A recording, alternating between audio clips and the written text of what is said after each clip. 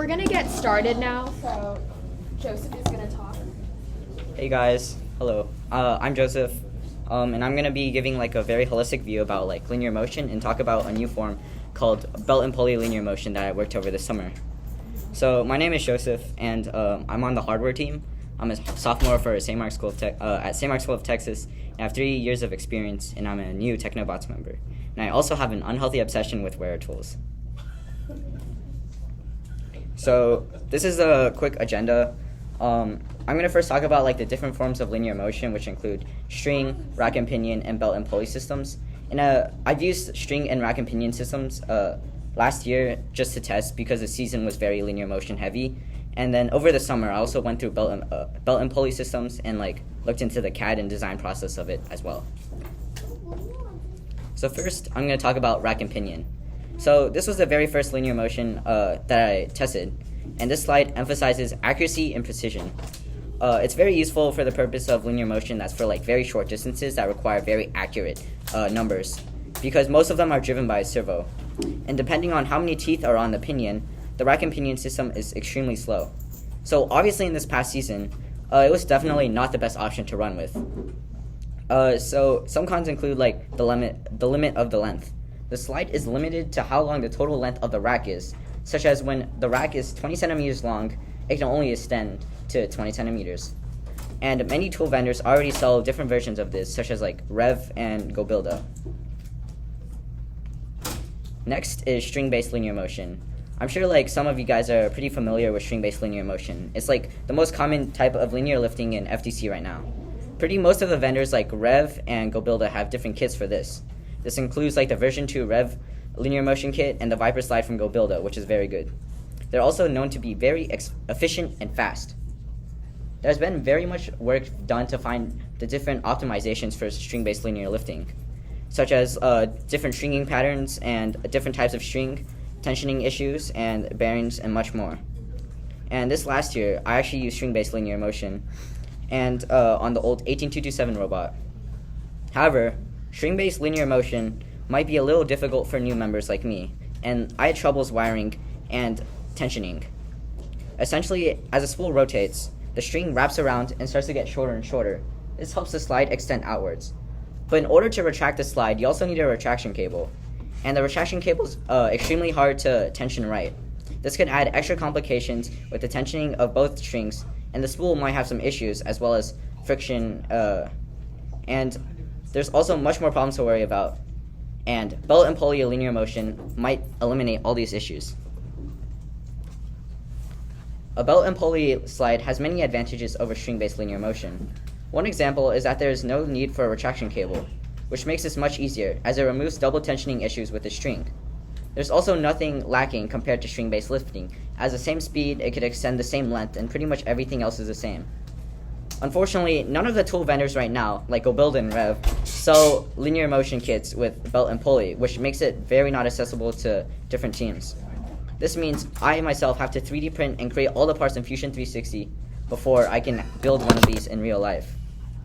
I obviously wanted to design a slide that is very easy to build and is easy to handle, and all these parts are very easy to replace.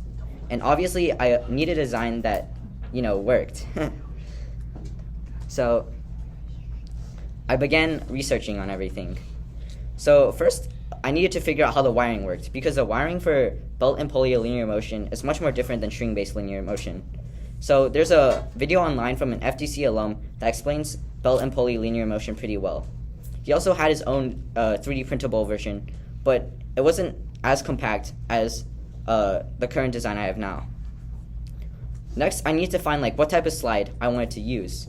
So I went with the SAR3 Masumi slide that's very compact and has 3 stages, all in one compact area. So there's 3 stages here instead of just 2 stages. And I also needed the slide to meet some requirements. This includes needing to hold a clamp to hold 2 sides of the belt, and also a place for pulleys.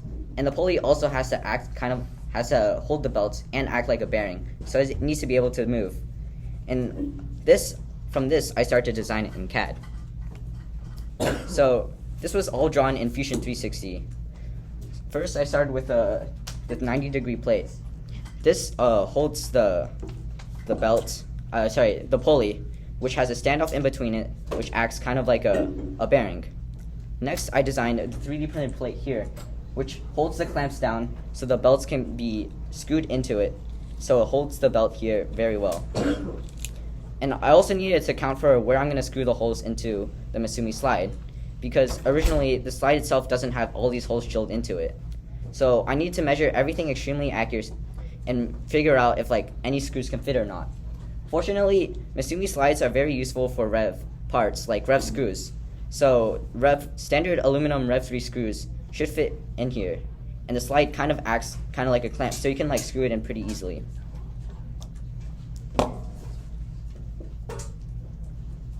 So this is my slide here, and I haven't hooked it up to a motor yet, but essentially what it does is from here it's the base position, and as this part extends outwards, which can be turned by a motor, the entire slide should be able to move. And this works because of the belt and pulley system here. The belt and pulley have several teeth, which also makes it more accurate compared to string-based linear motion.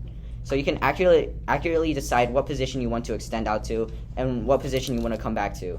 And also, there's no tensioning issues that you have with normal string-based linear motion, because in string-based linear motion, you need a retraction cable, which means that you have to have one spool and they wrap around opposite directions. It's pretty complicated compared to just having one spool that can extend outwards and inwards, and the entire thing should work extremely smoothly.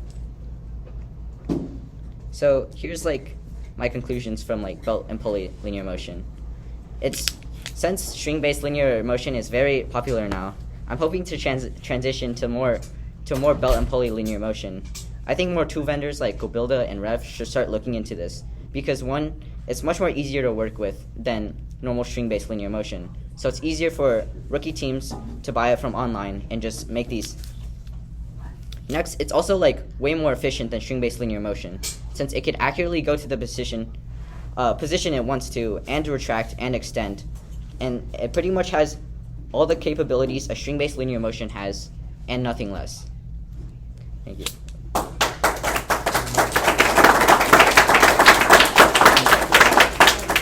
So we have a slight change in our schedule, so we're going to do the Kotlin questions and his session questions right now. So yeah, you can ask questions to either of them about either of their presentations. So have you tried using a tool to convert between Java and Kotlin? Oh yeah. Whether it's accurate enough that you will have to revisit to revise.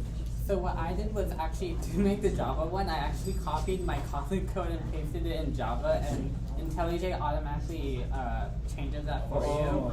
So that's how I found out the character length for Java. How did you find out about Kotlin? So actually, I think Anthony and Byron, I've heard them talk a lot about them, and I was interested in it myself because I know they code in Kotlin. So I wanted to test it out myself. So yeah. On that the string pulley. Yes. You had mentioned that there's problems with the tensioning. Yes. I mean, how do you, in general, just keep the string from being all messy? And I mean, when you extend out, once you've extended it out, yes. right, and then it just seems like all of the string is everywhere. Yes. So that was like a common problem I had last year with 18227. So like one solution is like design a different spool that can hold the string much better, because current spools by like Rev and GoBuilda definitely do not hold the string as well as like 3D printed ones, right? Okay. And also the retraction cable, you also need a string at the end of it, and you have to like make it as tight as you can. So like pulling it as hard as you can and like screwing it in might be a good option. And what about how did you deal with the fact that it was like super heavy? Oh, like. Yeah, I mean, once you extended it out, that 4-stage from GoBuilda. Oh yes, 4-stage. Yeah, that 4-stage, it's not like, yes, I can reach him, but now I can't, it's too heavy to do anything. Oh, so it's like what we had last year was we mounted it upwards a little bit, so when it extended, it would automatically correct to like a level position. Oh, okay, okay. So like the weight wasn't that much of an issue. Great, thank you. Oh, is that for me or for him? Why Yes. do you have to ask? I hope you can go.